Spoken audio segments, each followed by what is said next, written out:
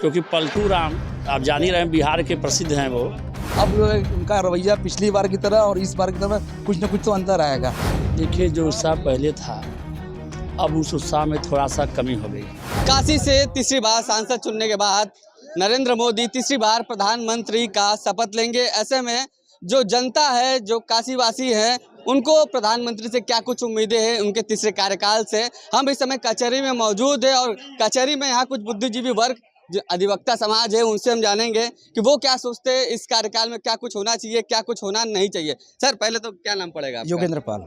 क्या कहेंगे, प्रधानमंत्री तीसरी बार शपथ लेने जा रहे हैं, क्या कुछ उम्मीदें हैं आपको इस कार्यकाल से? जैसे पिछली बार चला है वैसे इस बार भी चलाएंगे वो। अब उससे ज्यादा क्या बता पाएंगे हम। क्या आप चाहते हैं कि पिछले कार्यकाल में क्या नहीं हुआ जो इस बार? पिछली बार जो प्रधानमंत्री माननीय प्रधानमंत्री जी जो जिस तरह से जीत हासिल हुई थी उनको, इस तरह से इस बार तो हुआ नहीं है।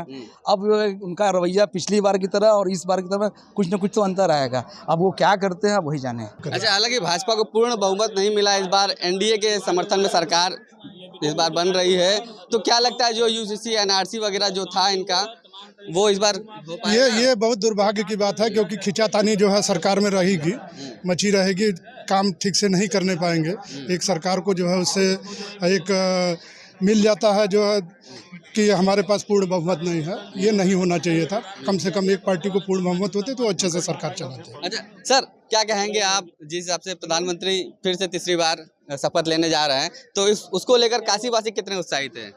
देखिए, जो उत्साह पहले था अब उस उत्साह में थोड़ा सा कमी हो गई।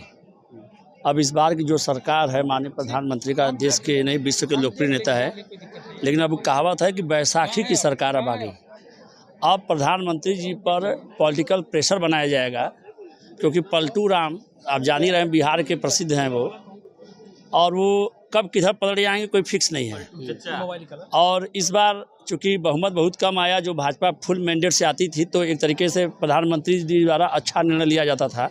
अब हो सकता है कि लोग प्रेशर बनाए। पहले तो मंत्रालय में लेकर ही मारपीट हो रही है। वो कह रहे हैं रेल मंत्री हमें चाहिए, तो कोई कहता लोकसभा का अध्यक्ष हमें चाहिए, अग्नि मंत्रालय हमें चाहिए। तो इसी चीज़ को लेकर निसंदेह सरकार में वो स्थिरता नहीं रहेगी आने वाले दिनों में, क्योंकि लोगों में एक अपनी महत्वाकांक्षी जो वहाँ मंत्रालय सब अन्य घटक दल जो हैं उनको लेने के लिए परेशान हैं। तो प्रधानमंत्री जी अच्छा है, शासन अच्छा चला है, लेकिन अब रोजगार की बात हो, महंगाई कंट्रोल की बात हो, प्रधानमंत्री द्वारा इस बार हम लोग कहेंगे कि हर साल उन्होंने 2 करोड़ जो नौकरियां देने का वादा किया था, अब उसको धरातल पर लाने का समय हो गया।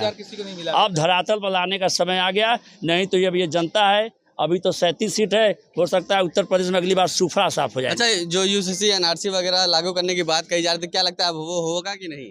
अब ये देखिए, उनका तो कहना है, केंद्र सरकार का कहना है कि राज्यों के विवेक पर है। यूसीसी अगर कोई राज्य चाहे तो अपना लागू कर सकता है।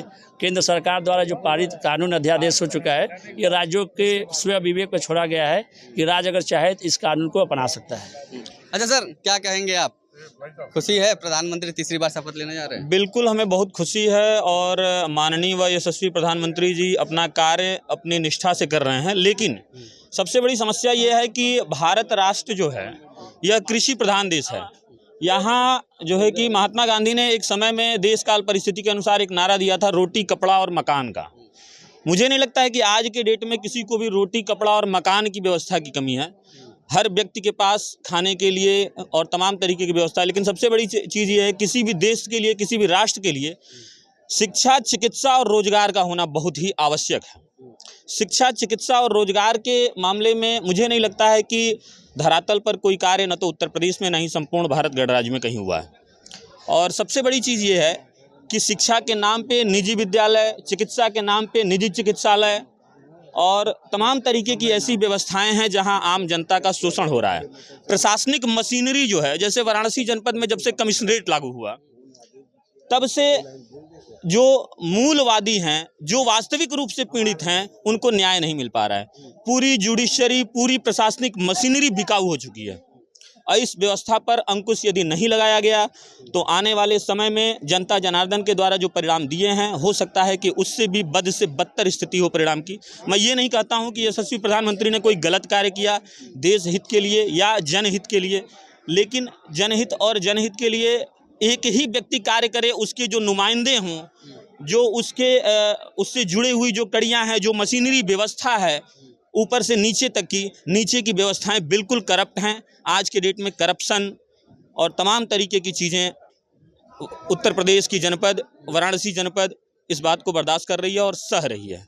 लेकिन वो बनारस के सांसद है, वो तीसरी बार अगर वो शपथ ले लेते हैं तो दोनों में थोड़ा डिफरेंस है। जब पंडित नेहरू प्रधानमंत्री तीसरी बार बने थे तो वो अपने दम पे वो सरकार बनाए थे, और इस बार भाजपा का जो गठबंधन की सरकार बनेगी, तो हालांकि तीसरी बार प्रधानमंत्री तो मोदी जी ही बनेंगे।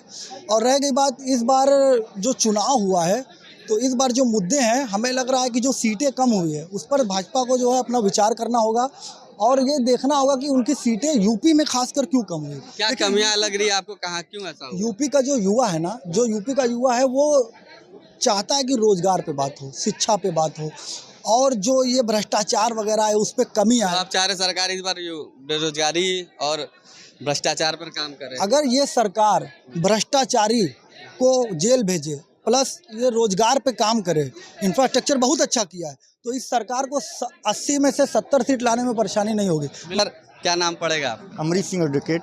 क्या कहेंगे, प्रधानमंत्री तीसरी बार शपथ ले रहे हैं, आपके सांसद हैं? बहुत ही गर्व की बात है कि प्रधानमंत्री जी तीसरी बार शपथ ले रहे हैं, और 1968 के बाद ये पहली सरकार होगी जो लगातार तीसरी बार शपथ लेने जा रही है। अब तक लोगों को लग रहा है कि ये सीटें बहुत कम आई है, लेकिन ये लोगों को भ्रम है, क्योंकि इंदिरा गांधी के बाद ये पहला प्रधानमंत्री हैं जो कि 2 बार पूर्ण बहुमत से, उसके बाद सबसे बड़ा दल, मतलब अपने बल पे 240 सीटें लाई नहीं। आप देखे होंगे आने वाले समय में 210, 180, 190 यही सीटें रहती थी। ये बहुत गर्व की बात है कि 240 सीट अपने दम पे प्रधानमंत्री जी और माननीय मुख्यमंत्री जी के चेहरे पे आई है, और जो छोटे दल हैं 80, 90, 100 सीट लेके सरकार बनाने की कोशिश करें वो नाकाम होंगे, और ये सरकार माननीय प्रधानमंत्री नरेंद्र मोदी जी की बनेगी, और एनडीए की सरकार लगभग पूरी फाइनल हो चुकी है। 19 तारीख को माननीय प्रधानमंत्री जी शपथ लेने जा रहे हैं। 9 तारीख को 9 तारीख को प्रधानमंत्री जी शपथ लेने जा रहे हैं। क्या कुछ उम्मीद कर रहे हैं मोदी जी के तीसरे कार्यकाल से आप?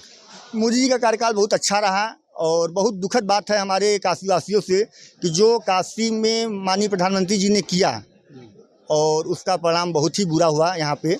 और कभी कोई सोचा नहीं था कि बनारस में लोग आसमान में चलेंगे, लेकिन बनारस में जो हम लोग विदेशों में देखते थे वो हम लोग के बनारस में देखने को मिला। और आने वाले 10 साल के पहले लोग प्रधानमंत्री का शायद नाम नहीं जानते थे, 60% लोग।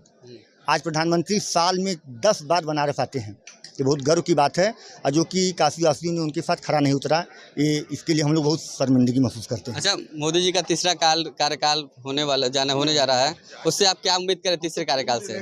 बनारस का और ज़्यादा डेवलपमेंट हो, देश का और ज़्यादा विकास हो, सड़कें या मंदिर तीर्थ स्थल का विकास तो कर ही रहे हैं, इसको और आगे बढ़ाते रहें, सही हम लोग का है। अच्छा, जो यूसीसी एनआरसी वगैरह की बात की जा रही थी लागू करने के लिए, क्या लगता है वो हो पाएगा? अब तो यही सब करना ही चाहिए इनको, 2 साल 3 साल में एनआरसी करें, जनसंख्या नियंत्रण करें, एक देश एक कानून कर दें, T20 की तरह खेलें साल भर में T20 की तरह, इसी तरह से सारे अच्छे जो नियम कानून बनाना जो बना दे।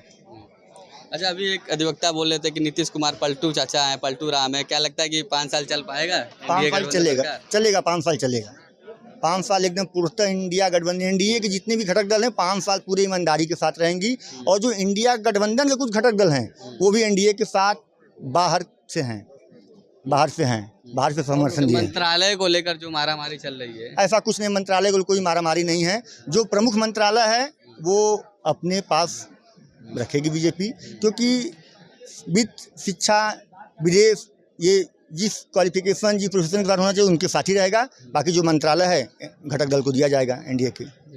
अच्छा, क्या कहेंगे आप, काशी के सांसद तीसरी बार प्रधानमंत्री का शपथ लेने जा रहे हैं, क्या खुशी है आप में? सबसे पहले तो मैं श्रेष्ठ यूपी के दर्शकों को बधाई देना चाहता हूं कि माननीय प्रधानमंत्री तीसरी बार यहां से हमारे सांसद चुने गए हैं, मगर इसके साथ ही साथ ये भी कहना चाहूँगा कि इस बार काशी की जनता ने माननीय मोदी जी को नकारा है।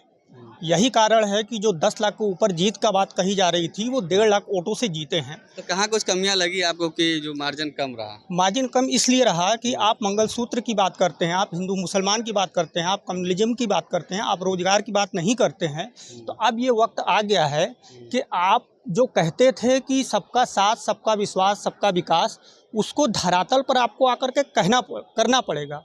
यदि ऐसा नहीं हुआ तो वो समय दूर नहीं है कि जब बीजेपी सत्ता से पूरी तरह से दूर हो जाएगी, क्योंकि अभी भी पूर्ण बहुमत लेकर के नहीं आए हैं। उनको 2 बैसाखियों के साथ चलना पड़ रहा है। मतलब जो कमियां थी इस कार्यकाल में अपनी कमियों को सुधारें तब तो कुछ बात बनेगी, अन्यथा ये सत्ता से दूर हो जाएंगे।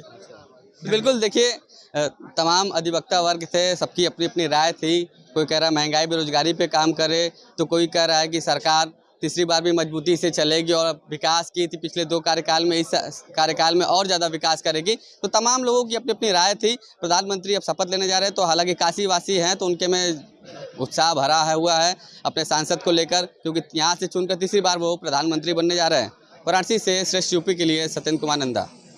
यूपी की हर खबर देखने और उनसे अपडेट रहने के लिए हमारे चैनल श्रेष्ठ यूपी को सब्सक्राइब और लाइक करें। साथ ही बेल आइकन को दबाना ना भूलें, जिससे हमारे हर वीडियो की जानकारी आप तक पहुंचती रहे।